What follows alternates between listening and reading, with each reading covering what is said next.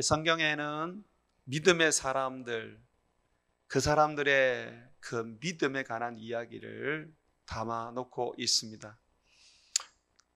많은 이 믿음의 사람들이 우리들의 모델이지만 그 중에서 단연 최고의 모델을 손꼽으라면 아브라함이 될 것입니다. 그의 믿음의 삶 속에서 그 외아들 이삭을 100세에 얻은 아들이지 않습니까? 이삭을 하나님 앞에 제물로 바치려고 했던 그 사건은 정말 아브라함의 삶 속에서 믿음의 최고봉이다 할 수 있을 겁니다. 하나님께서 100세에 낳은 이삭을, 아브라함의 아들 이삭을 하나님께서 내게 바치라 그렇게 아브라함에게 말씀하셨어요. 만약에 제가 그런 어떤 음성을 들었으면 이게 하나님의 음성이 맞나 이런 생각을 했을 것이고, 하나님께 제가 아마 항의를 했을 것 같아요. 하나님, 바칠 것 같으면 뭐 하려고 100세가 되어서 아들을 주십니까?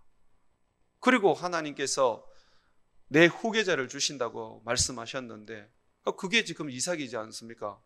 하나님의 그 약속은 도대체 어디 갔습니까?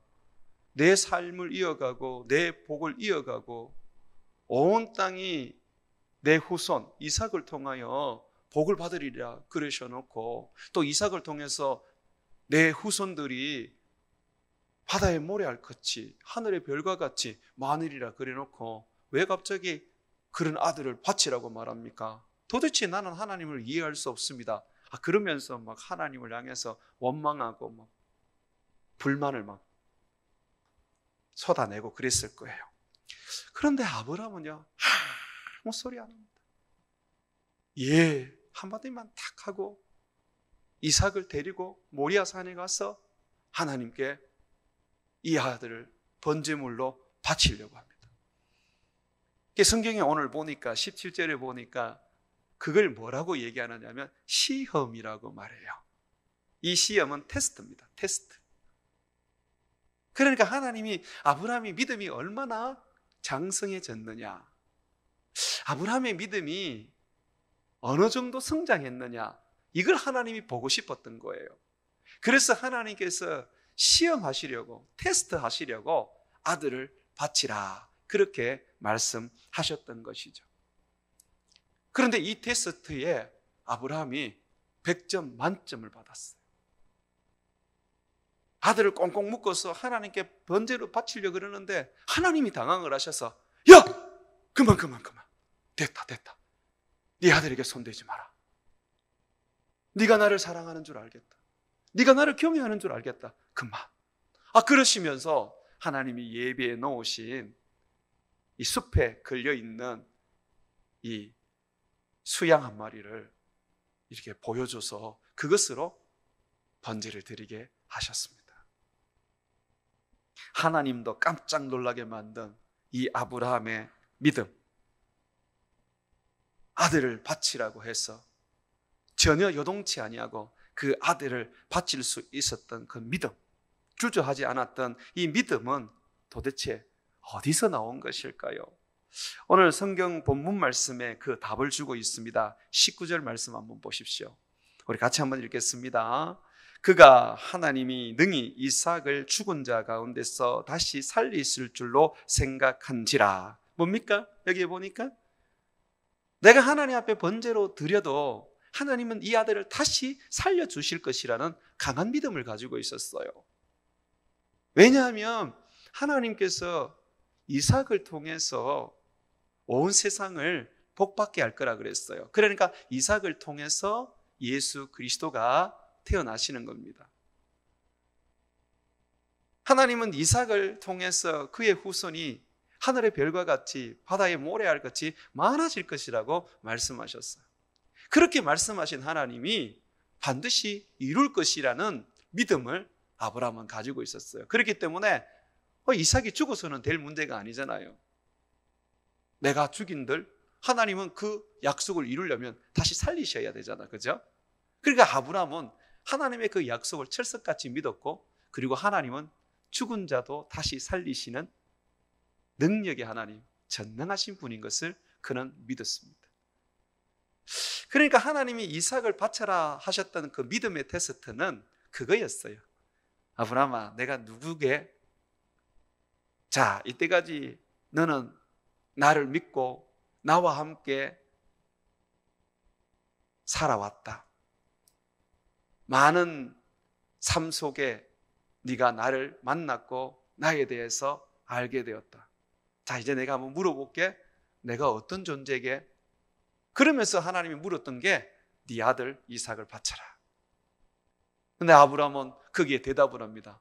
하나님은 그 약속을 반드시 이루시는 여호와이십니다.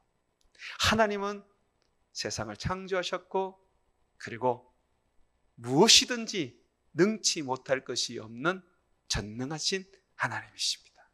죽은 자도 살리시죠.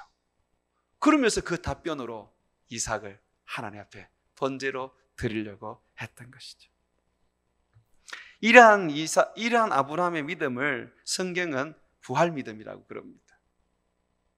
죽은 자를 다시 살리시는 하나님. 이것이 바로 부활 믿음입니다. 여러분, 부활 믿음이 만약에 없다면 우리가 산을 옮길 만한 믿음이 있다고 해도 그 믿음은 죽은 믿음입니다. 우리가 믿음으로 이적도 일으키고 믿음으로 우리가 굉장한 일들을 행하는 그런 삶을 살았다 할지라도 부활 믿음이 없으면 그 믿음은 죽은 믿음입니다. 한번 성경을 이거는 찾아보겠습니다.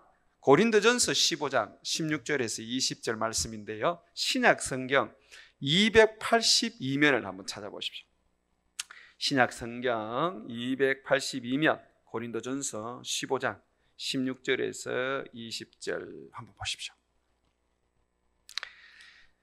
자, 신약 성경 282면 고린도전서 15장 16절에서 20절 이 말씀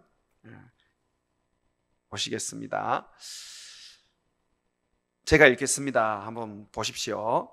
16절입니다. 만일 죽은 자가 다시 살아나는 일이 없으면 그리스도도 다시 살아나는 일이 없을 터이요. 자, 제가 설명합니다. 우리가 다 죽잖아요. 누구든지 다 죽습니다. 그런데 우리는 다시 살아납니다. 만약에 우리가 다시 살아나는 것이 없다면 예수님의 부활도 없었다는 것입니다. 자, 17절입니다. 그리스도께서 다시 살아나시는 일이 없으면 줄 치십시오. 너희의 믿음도 헛되고 너희가 여전히 제 가운데 있을 것이요. 예수님이 다시 살아나는 일이 없으면 우리의 믿음은 헛되고 여전히 제 가운데 있는 삶이라고 말합니다. 그러니 산을 옮길 만한 믿음이 있고 이적과 기적을 일으키는 능력이 있으면 뭐합니까? 제 가운데 결국은 죽어 하나님의 형벌을 받을 수밖에 없는 거예요. 또 18절 보십시오. 또한 그리스도 안에서 잠자는 자, 여러분 성도들의 죽음은 성경에서는 잠잔다 그래요. 왜냐하면 나중에 예수님이 이 땅에 오실 때, 재림하실 때 우리를 다 부활시키잖아요. 그 부활시키는 것을 잠에서 깨운다 그래요. 그러니까 우리 성도들이 죽게 되면 우리는 그것을 죽음이라고 말하지 않고 잠잔다, 그렇게 성경의 표현대로 말하고, 예수님이 재림하셔서 죽은 자를 다시 살릴 때 이제 주님께서 다시 깨우신다, 잠에서 깨우신다, 그렇게 말하죠. 그런데 여기 보십시오. 부활이 없다면 그리스도 안에서 잠자는 자, 죽은 자들은 다 망하였으리니, 만일 그리스도 안에서 우리가 바라는 것이 다만 이 세상의 삶뿐이라면, 이 세상에서 잘 먹고 잘 살고 형통하고 자녀들도 잘 되어서 자기의 신앙을 이어가는 것이 전부라면 모든 사람 가운데 우리가 더욱 불쌍한 자라. 왜 그렇습니까? 우리가 이 세상에서 잘 먹고 잘 사는 것이 그렇게 없잖아요. 예수 믿고 살아가는 삶이 환난이고 고난이고 핍박이고 이유 없이 미움받는 거 아닙니까? 앞으로 갈수록 더 할 겁니다. 이 코로나 사태로 인해서 이 몇몇 교회들의 아주 좋지 않는 모습들이 보여지면서 상당히 앞으로 사람들은 예수 믿는다 그러면 조롱하고 그리고 멸시하고 이유 없이 미워하게 될 겁니다. 그런데 그것이 성경이 예언한 이야기입니다. 그래서 우리는 예수 믿는다는 이유로 핍박받고 미움받고 조롱받는 것을 당연하게 여기십시오. 그것이 여러분들에게 도리어 상이 되고 예수 그리스도로 말미암아 받는 여러분의 삶의 십자가의 흔적이 될 것입니다. 20절 보면 그러나 이제 그리스도께서 죽은 자 가운데서 다시 살아나사 잠자는 자들의 첫 열매가 되셨도다. 그런데 예수님이 어떻다고요? 다시 살아나셨어요. 그것을 제자들이 보았고 제자들이 그것을 증언했지요. 우리 예수 그리스도의 그 부활을 믿습니다. 우리는 그것을 확실히 믿을 수밖에 없는 게 우리에게 주신 성령 때문에 그렇습니다. 예수님께서 부활하시고 살아나셨다는 것을 증명해 주는 것이 이 땅에 성령이 온 것입니다. 부활하기 전에는 성령이 오지 않았어요. 부활하신 후에 모든 사람들에게 예수님은 성령을 주셨죠. 살아계시니까, 예수님이 살아계시니까 우리에게 성령을 주신 것이죠. 자, 이때 여러분 우리가 부활할 때 말입니다. 그때는 몸의 부활을 말하는 겁니다. 영혼의 부활이 아닙니다. 이 몸의 부활은요, 지금의 육체와 같은 부활이 아니고요, 영의 몸입니다. 지금은요 병들잖아요. 우리 몸이 늙고 쇠하잖아요. 죽잖아요. 그렇지만 나중에 부활을 하게 되는 우리의 몸은 변화가 되어서 영의 몸이 됩니다. 그러니까 시들지 않고 병들지 않고 죽지 않습니다. 심지어는 얼굴도 변형이 되는 것 같아요. 왜냐하면 예수님이 부활했을 때에 예수님께서 영의 몸으로 부활하셨거든요. 만질 수도 있었습니다. 예수님도 음식도 먹으셨어요. 그런데 예수님이 어떻습니까? 공간을 초월해 버리시지 않습니까? 뿐만 아니라 예수님께서 부활하셨을 때 제자들이 못 알아봤어요. 변화되셨다는 거죠. 예. 나중에 제가 예수님께서 재림하시고 부활하시면 여러분들이 못 알아먹을 수 있습니다. 저를.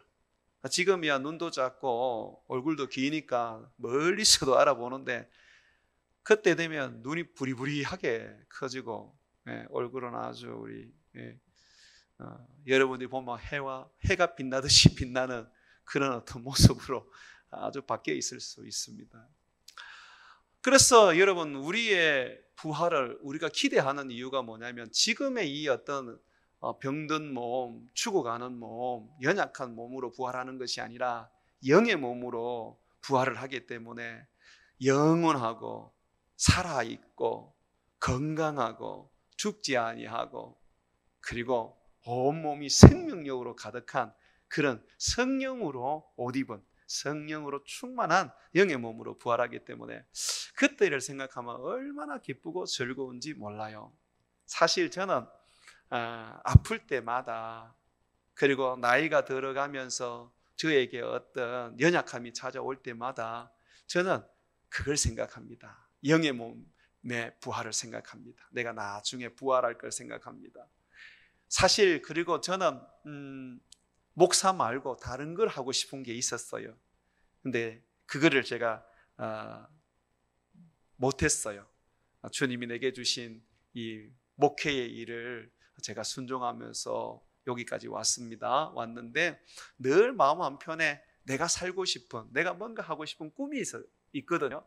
제가 부활하게 되면 아마 그때 그거를 한번 해보려고 그럽니다.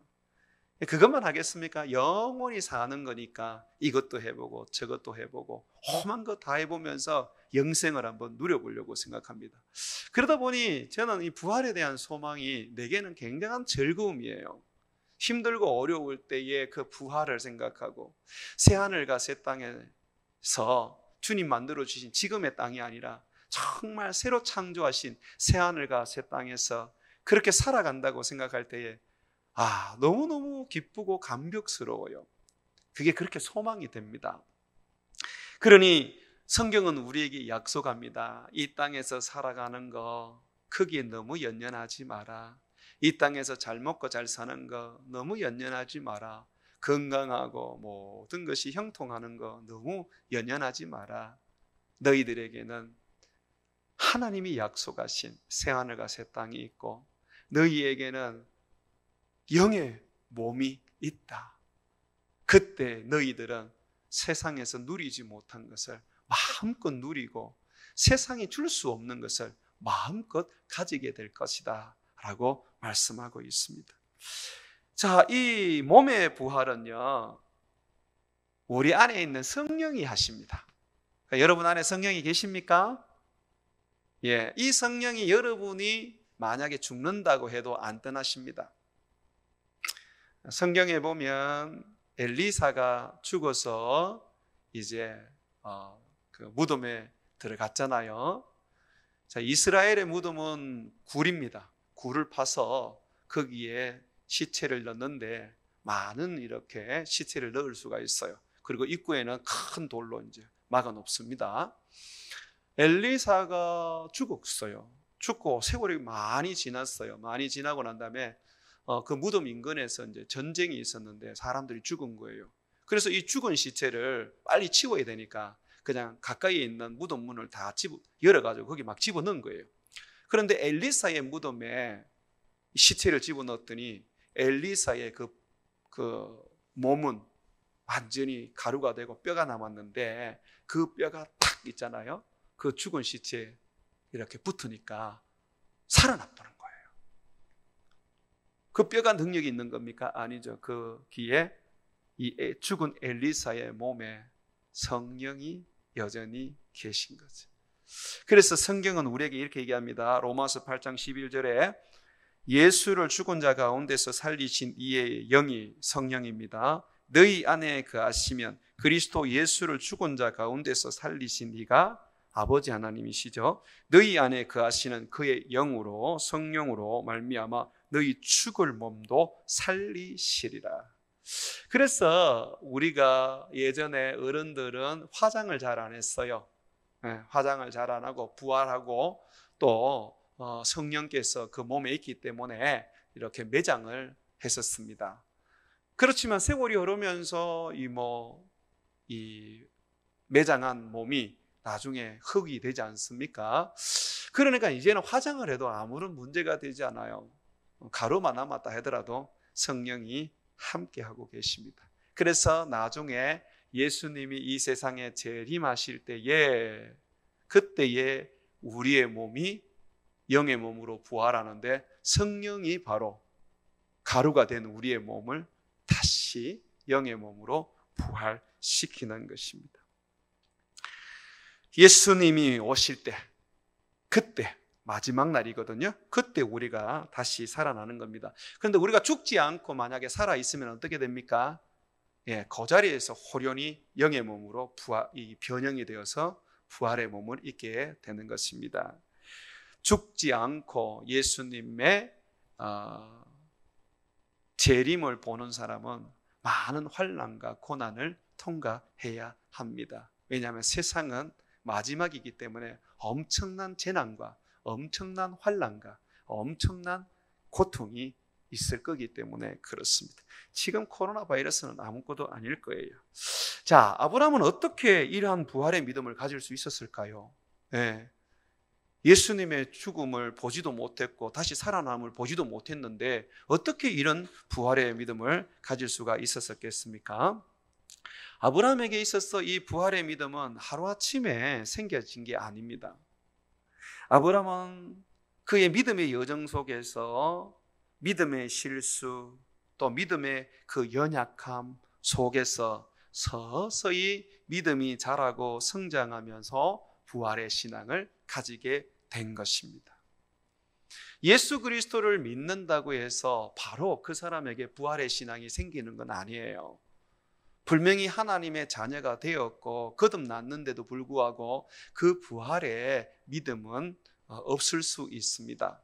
그래서 믿음은요, 자라는 것이기 때문에 예수를 믿고 난 다음에 우리는 그 믿음이 자라기 위해서 말씀을 배우고 성령과 동행하면서 믿음의 실수도 하고 성공도 하고 또 믿음의 연약함도 가지고 믿음의 강인함도 맛보고 때로는 믿음 안에서 우리가 큰 일도 하고 또는 부끄러운 일도 하면서 그렇게 자라나가는 것입니다.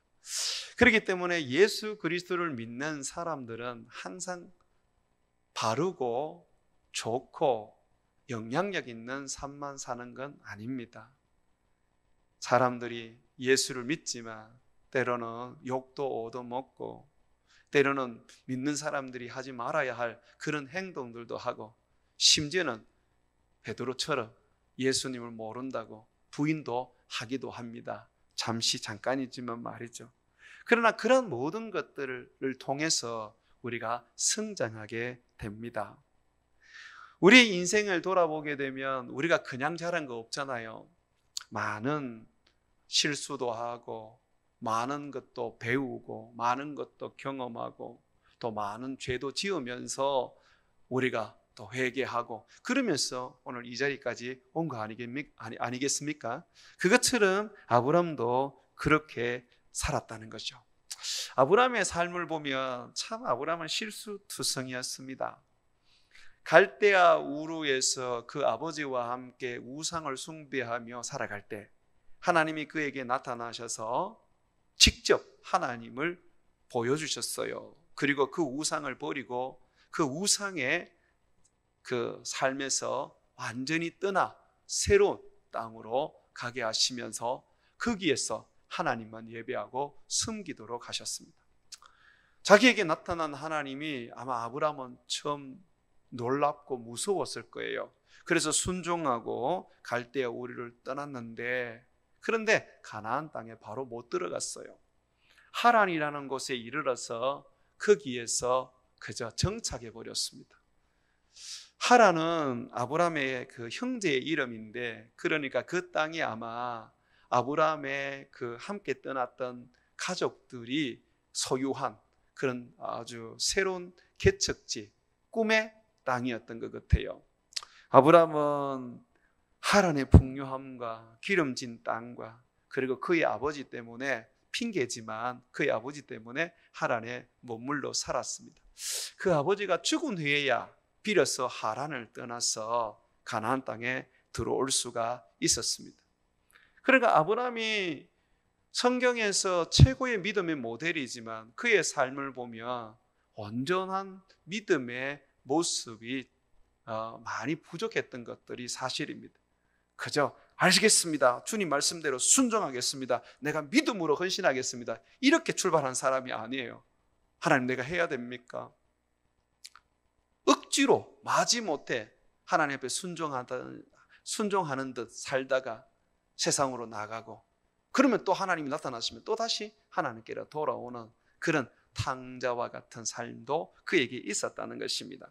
뿐만 아니라 그는 가나안 땅에 살면서 2번이나 자기의 목숨을 위하여 아내를 누이라고 말하면서 왕들에게 줘버렸습니다. 이런 남편하고 살 아마 아내들은 없을 거예요. 정말 믿음의 사람이지만 남편으로서는 빵점입니다. 이런 삶이 무슨 믿음의 사람입니까?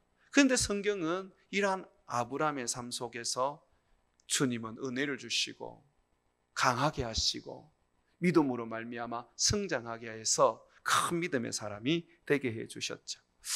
아브람은 또한 부족 전쟁에 뛰어들어서 큰 대성을 이루었습니다. 그렇지만 전쟁 후에는 혹시나 가나안 사람들이 자기에게 복수할까 봐 두려워서 벌벌벌 떨면서 무서워했었습니다.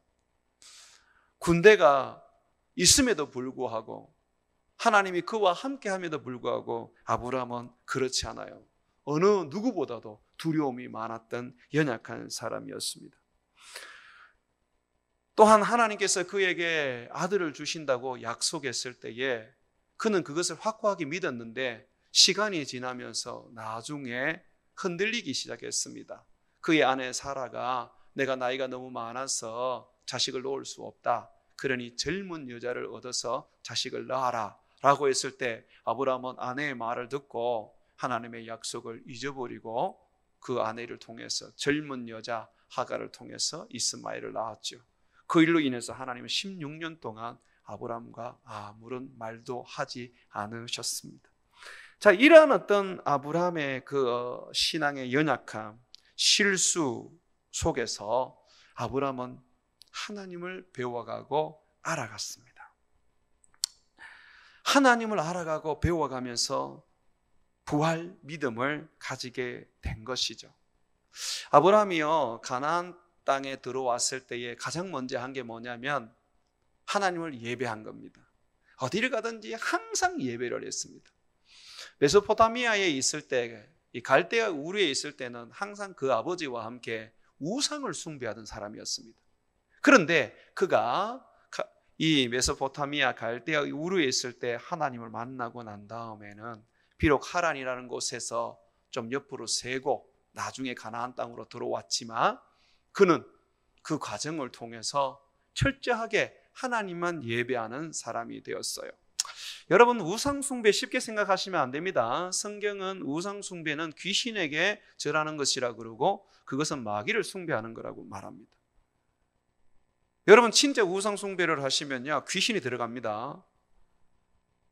이걸 기억하셔야 돼요. 세상 사람들이 신이라고 여기고 세상 사람들이 조상으로 여기고 숭배를 하고 그걸 따르게 될 때에 거기에 귀신이요 들어가게 되고 그 귀신이 사람을 조종하게 되는 것입니다. 아브라함이 갈대아 우르에서 우상을 숭배할 때는 결국 귀신을 숭배하고 귀신을 따르던 자였습니다. 그렇지만 그가 하나님을 만나고 난 다음에는 하나님만 예배하게 됐죠. 그래서 하나님은 마귀로부터 자기를 구원하신 분임을 참으로 그는 고백하고 그 고백으로 드려지는 것이 예배였습니다. 여러분, 우리가 이제 하나님이 나의 구원자십니다, 하나님만이 나의 하나님입니다 라는 것을 고백하는 그 삶이 뭡니까? 예배입니다. 예배가 없는 삶은 하나님을 믿는다고 말할 때 거짓말입니다. 어떤 한 분이요, 오랫동안 교회를 나오지 않고 예배를 안 드리다가 이제 누군가의 권유로 이제 교회를 나오게 됐는데 그분이 이런 얘기를 하시더라고요. 목사님, 내가 모처럼 오랜만에 교회를 나간다는 마음을 가지고 왔는데 아침에 일어나는데 온몸이 막 뜨거워지고 막 몸이 아프기 시작하더라는 겁니다. 그래서 내가 몸이 아파서 오늘 교회를 가야 되나 말아야 되나 하는 갈등이 일어나는 거죠. 그리고 교회를 나오려고 그러는데 막 짜증이 나고 또 교회를 억지로 권유를 받아서 나오기는 나왔는데 막 불안해지기 시작하고 그러면서 예배를 드리는데 한쪽으로는 은혜가 되는데 한쪽으로는 뭔가 모르는 두려움이 생기더라는 거죠. 그래서 막 자기 마음이 왜 그런지 모르겠더래요. 그렇게 하루를 보내고 그 다음 주가 되었는데 그 다음 주에 와서 예배를 드려보니까 비로소 평안함과 그리고 온전한 마음으로 예배를 드릴 수 있게 되었다라고 말해요. 여러분, 그 반응이 진짜 맞는 반응입니다. 왜냐하면 우리가 예배를 떠나버리면 그 순간부터 사단이 우리를 지배합니다. 여러분이 아셔야 될 게 여러분들이 성령이 여러분 안에 있다는 것을 자꾸 놓치면 안 돼요. 그래서 우리는 예배를 통해서 끊임없이 성령을 받고 성령과 어떤 충만함 속에서 하나님과 교제하는데 우리가 예배를 놓쳐버리고 성령을 소멸하게 되면 우리 안에 일어났던 그 영적인 활동들의 공간에 사단이 들어옵니다. 잊지 마십시오. 예배를 놓치는 순간에 성령 충만이 사라지고 성령이 소멸되거든요. 소멸되면서 사단이 그 자리를 차지하게 됩니다. 양신이 역사한다는 말이 거기에 있는 것이죠. 그래서 여러분, 오랜만에 예배를 드리시는 분들은 교회를 나오는데 굉장히 문제가 생겨요. 지금 우리 그런 분들 꽤 있어요. 목사님 지금 교회를 나가려는데 이런 문제가 생겼습니다. 예배를 드리겠다고 마음을 다 먹었는데 갑자기 누군가 뭔가를 요구를 해서 내가 그것 때문에 못 가게 되었습니다. 이 사단이 절대로 예배를 못 드리게 합니다. 그런데 예배를 드려버리면 그때부터 성령이 지배하기 시작하고 성령의 충만함을 받아서 결국은 살아나게 되는 것입니다. 그러니 우리의 신앙의 공급은, 은혜의 공급은 예배라는 것을 잊으면 안 됩니다. 아브라함이 그런 사람이었어요. 그는 가나안에 들어와서 철저히 예배를 드렸습니다. 예배에 목숨을 걸었습니다. 그러다 보니 그 예배를 통해서 그가 살아났던 것이죠.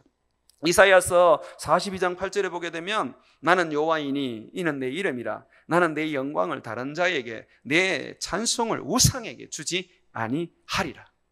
결코 우리를 빼앗기지 않겠다라고 말합니다. 우리가 하나님을 예배하다가 그 예배가 중단이 되면 결국 사단이 우리를 낚아채 간다는 것을 잊으시면 안 됩니다. 사단이 좋아하는 것은 사단을 찬양하고 경배하는 것뿐만 아니라 사단은요, 우리를 무기력하게 만들고 영적으로 게으르게 만들고 사단은 하나님을 예배하지 않게 만듭니다. 그것이 자기를 숭배하는 것이라고 그렇게 말하는 거예요. 아브라함은 또한요, 가나안에 들어가서 하나님이 축복하시는 하나님인 것을 알았어요. 복은 하나님으로부터 온다는 것을 그가 깨닫기 시작합니다. 하나님이 자기를 마귀에게서 구원하시고 하나님은 예배를 드려야 할 유일한 분이라는 것으로 끝나지 않고 하나님은 예배하는 자기에게 복을 주신다는 것을 그는 느꼈습니다. 하나님은 항상 아브라함에게 복의 근원이 될 것이라고 말씀하셨고 롯이 자기를 떠났을 때 혼자 됐을 때도 내가 너와 함께 할 것이고 동서남북 어디든지 네가 발로 밟아라 내가 다 주겠다 그렇게 말씀하셨습니다. 뿐만 아니라 큰 전쟁을 하고 승리하고 돌아왔을 때에 하나님은 멜기세덱 왕을 보내어 그를 축복하게 하고 그를 향하여서 기도하게 만들었습니다. 하나님은 복 주시는 하나님인 거예요. 그러니까 여러분 우리가 있잖아요. 세상을 살아가면서 하나님의 복 없이 살아갈 수 있겠습니까? 세상이 주는 복 그거 아무것도 아닙니다. 신령한 복 하나님으로부터 오는 것이고 물질적인 것도 마찬가지고 사람의 관계 속에서도 마찬가지고 다 하나님으로부터 오게 되어 있습니다. 이걸 아브라함이 삶의 경험 속에서 신앙의 실패와 실수 속에서 경험하고 깨닫게 되는 것이죠. 그리고 하나님은요 놀랍게도 약속을 주시고 반드시 이루는 하나님이라는 것을 아브라함이 배우게 됩니다. 여러분 잊지 마십시오. 제가 늘 이 얘기를 합니다. 하나님은 약속을 주시는 하나님입니다. 하나님 이거 해결해 주십시오. 이걸 이루어 주십시오. 그럴 때 그래 내가 이루어 줄게 하면서 바로 오셔서 이루어지는 일은 드뭅니다. 먼저 하나님이 약속을 주십니다. 내가 이 일을 이루어 줄게. 그러면서 우리로 하여금 어떻게 해요? 기도하게 만듭니다. 여러분 기도는 언제부터 시작하는 것입니까? 물론 우리의 기도는 항상 하지만은 하나님의 약속이 딱 주어지면 그때부터 그 기도는 반드시 이루어지기 때문에 가장 기도에 능력이 있는 부분입니다. 그래서 하나님 앞에 우리가 온전한 기도가 되려고 그러면 사실은 약속부터 받아야 되는 거예요. 새벽 기도를 왜 우리 조상들이 먼저 성경의 말씀을 읽고 말씀을 듣고 그러고 난 다음에 기도하게 만들었을까요? 그 말씀을 통해서 하나님의 약속을 붙잡게 하기 위한 것입니다. 기도회라고 해서 모이면 왜 설교 시간이 있는 것일까요? 약속의 말씀을 붙잡기 위한 것입니다. 그래서 기도는요 하나님의 약속의 말씀을 딱 붙잡고 할 때에 이루어지는 것입니다. 아브라함이요 하나님은 약속하시는 분인 것을 알았어요. 아브라함아 내가 너에게 아들을 주마. 하나님 그렇게 말씀하십니다. 네 후손을 주겠다 그렇게 말씀하십니다. 그것이 25년이 지날 때까지 이루어지지 않았습니다. 그러나 하나님은 그의 나이 100세가 될 때에 마침내 그것을 이루셨습니다. 하나님은 그 약속을 반드시 이루시는 분이시거든요. 그리고 아브라함은 소돔과 고모라를 심판하시는 하나님을 보았습니다. 하나님은 죄에 대하여 심판하시는 세상의 심판자구나 하는 것을 그는 깨닫게 됩니다. 그런 가운데서 아브라함이 소돔과 고모라 땅을 위하여 중보기도 합니다. 하나님 의인이 10명이 있으면 살려주시겠습니까? 하나님 살려주신다 그래요. 하나님 심판 중에서도 의인이 있다면 그 땅을 살려주시는 사랑의 하나님이라는 것을 아브라함은 또한 배우게 됩니다. 뿐만 아니라 아브라함은 소돔과 고모라를 멸망시킬 때에 하나님 앞에 간절히 그 땅을 두고 기도했는데 그 땅에는 바로 그의 조카 롯의 식구들이 있었기 때문에 그렇습니다. 하나님께서 소돔과 고모라를 멸망할 때 아브라함을 생각하여 롯과 그의 가족을 살려주십니다.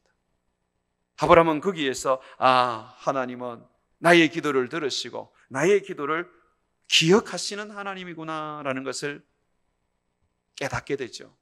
뿐만 아니라 아브라함은 아내를 2번이나 누이라고 속이고 왕들에게 팔았는데 하나님은 아브라함의 아내를 지켜주시고 아브라함의 생명도 보호해 주시고 왕들이 해치지 못하도록 하나님께서는 아브라함에게 은혜를 베풀어 주십니다. 아브라함은 가나안 땅에서 혼자였지만 거기에서 배웁니다. 하나님은 나를 보호하시고 나를 지키시는 능력의 하나님이시구나.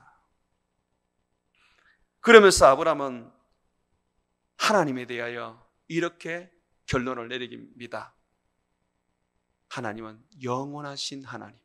여러분, 영원하신 하나님이라는 건 뭐냐면요, 변함이 없다라는 거예요. 자, 여러분, 창세기 22장이 하나님이 아브라함에게 이삭을 바쳐라 하는 테스트하는 장입니다. 그런데 그 바로 앞장 21장은요, 바로 아브라함의 그의 신앙의 성숙 속에서 그가 하나님께 고백하는 부분이 나오는데 그게 바로 여러분 영원하신 하나님이라는 고백인데 요거 한번 우리 찾아볼게요. 창세기 21장 한번 보십시오. 창세기 21장입니다. 자, 창세기 21장을 보게 되면 이 창세기 21장에 아브라함의 신앙의 이제 결정판, 이제 정말 신앙의 성숙이 되어 있는 그 모습을 우리가 보게 되는데 여러분 한번 보십시오. 자, 33절 말씀 한번 보십시오. 33절 말씀 우리 다 같이 한번 읽습니다. 시작. 아브라함은 부엘세바에 에셀 나무를 심고 거기서 영원하신 여호와의 이름을 불렀으니. 자, 여기 보면 이 블레셋 땅에 이 부엘세바라는 그런 데가 있거든요. 그 지역이 있는데 거기다가 에셀 나무를 심어 놓고 하나님을 영원하신 하나님이라고 그렇게 그가 부르기 시작합니다. 이 아브라함이요, 어떤 일이 있었느냐 하면 자기 아내를 누이인 줄 알고 데리고 갔던 그랄 왕이요, 아브라함이 복을 받고 하나님이 함께 하는 것을 보면서 겁을 냅니다. 이 그랄 왕이. 그래서 아브라함에게 가가지고 야, 너하고 나하고 언약하자. 당시에 왕이 언약을 할 때는 왕과 왕이 언약을 하는 것입니다. 나라와 나라가 언약을 하는 겁니다. 아브라함은 나라가 없었어요. 왕도 아니에요. 그런데 어떻게 해요? 이 그랄 왕이 너는 앞으로 큰 나라가 될 거다. 그러니 나와 언약하자. 그래서 너의 후손이 내 후손을 함부로 대하지 않고 또 내 후손이 너의 후손을 함부로 대하지 않도록 하자. 네가 이 그랄 땅에서 마음껏 살았지 않느냐? 네가 그 정도는 호의를 베풀어 줘야지 하고 그렇게 말합니다. 아브라함이 그때 깜짝 놀랍니다. 와, 이 그랄 왕이 나를 하나의 나라로 생각하고 하나의 왕으로 생각하는구나. 하나님이 나를 그렇게 만들어 주셨구나. 그때야 그가 하나님 앞에 굴복을 하고 주여, 주는 영원하신 하나님, 약속대로 반드시 이루시는 변함없는 하나님이시군요 라고 말하는 것이죠. 영원하다는 것은 절대적이고 전혀 변함이 없다는 것을 의미하는 것입니다. 야고보서 1장 17절에 보게 되면 하나님에 대해서 이렇게 말합니다. 온갖 좋은 은사와 온전한 선물이 다 위로부터 빛들의 아버지께로부터 내려오나니 그는 변함도 없으시고 회전하는 그림자도 없으시니라. 하나님은 변함이 없으세요. 영원하신 하나님이세요. 그런데도 불구하고 우리는 하나님을 자꾸 오해를 합니다. 하나님께서 약속한 것이 왜 이루어지지 않지? 하나님이 왜 나에게 축복해 주지 않지? 하나님이 나를 보호해 주지 않지? 왜 하나님 날 고쳐주지 않지? 아니요, 하나님은 영원하세요. 고쳐주기를 원하시고 구원해 주시기를 원하시고 축복해 주시기를 원하시고 은혜 베푸시기를 원하십니다. 아브라함이 특별한 존재인 것 같습니까? 아닙니다. 우리와 똑같은 존재입니다. 아브라함에게 복을 주신 것처럼 우리에게도 동일하게 복을 주시고 은혜를 주시기를 원합니다. 그렇다면 어떻게 해야 됩니까? 내 믿음을 키워야 합니다. 우리 하나님은 변함없는 하나님이시다. 이 코로나 바이러스 사태 속에서도 우리는요, 하나님을 믿는 그 믿음이 흔들리지 않아야 돼요.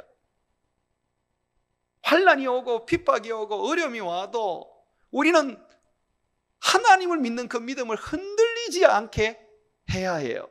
왜? 우리 하나님은 흔들리지 않는 분이니까. 회전하는 그림자도 없으신 분이시고 변함이 없는 분이시거든요. 하나님께서 이 한국교회에 많은 교회들을 축복하셔서 이 땅에 많은 분들을 예수 믿게 만들었습니다. 교회는 한국에 있어서 큰 영향력이었습니다. 지금도 하나님은 그렇게 해줄 수 있는 분이십니다. 믿으십니까?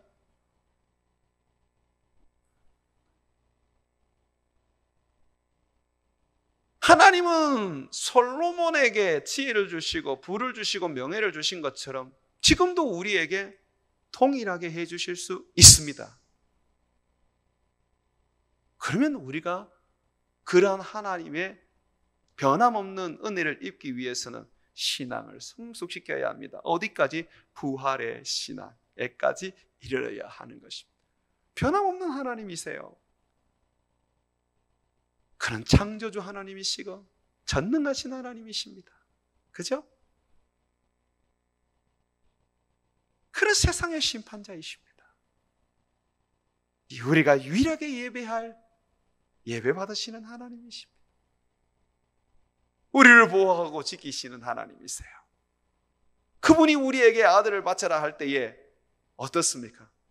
우리는 속으로 웃으면서 아들을 바칠 수 있을 겁니다. 우리 하나님이 왜 또 나한테 저렇게 테스트 하시지?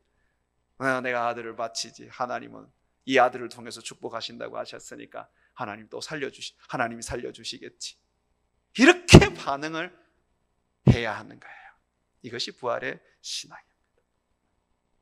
사랑하는 여러분, 하나님은 여러분들에게 어떤 분이세요? 무섭고 벌 주시는 하나님이세요? 어떤 기도는 들어주시고 어떤 기도는 들어주지 않는 그런 하나님이세요? 헌금 많이 하면 하나님 좋아하시고 헌금 적게 하면 하나님이 싫어하시는 그런 하나님이세요? 어떤 하나님이세요? 아브라함의 하나님이 나의 하나님이고 이삭의 하나님이 나의 하나님이고 야곱의 하나님이 나의 하나님 아닙니까? 그때나 지금이나 변함없는 하나님, 그분이 우리 하나님 아닙니까? 내가 우리 하나님 앞에 부르짖고 내가 우리 하나님 앞에 기도하면 우리 하나님은 그 길을 내게 세우셨어. 내 목소리를 들으시는 분, 그래서 그가 속히 달려왔어. 나를 도우시고 나를 건지시는 분 아니십니까? 변함없는 분이시잖아요. 그런데 누가 변합니까? 내가 변하는 거잖아요. 내가 하나님에 대한 그 믿음이 약하여지고 감사치도 아니하고 원망하는 거 아닙니까? 낙심하는 거 아닙니까? 하나님은 변함이 없는데.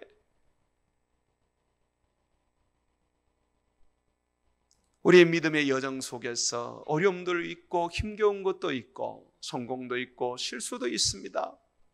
성공할 때만 나의 하나님이 아니라 실패할 때, 실수를 저지를 때도 나의 하나님입니다. 그것을 통하여 내 하나님이 어떤 분이신지를 배우십시오. 그리고 굳세게 그분을 붙잡으십시오. 마지막으로 아브라함이 부활신앙을 가졌던 것은 하나님께서 끊임없이 아브라함에게 장차 세상에 오실 예수 그리스도를 보여주고 전해주셨습니다. 아브라함은 하나님과 동행하면서 예수 그리스도를 보았습니다. 예수 그리스도가 어떤 삶을 사시고 그가 십자가에 죽으시고 부활하실 것도 보았습니다. 요한복음 8장 56절에 보게 되면 예수님이 이렇게 증언합니다. 너희 조상 아브라함이 나의 때 예수님이 이 땅에 오셔서 고난받고 죽으시고 부활하실 그때 볼 것을 즐거워하다가 보고, 그죠? 보았다 그래요. 기뻐하였나니라.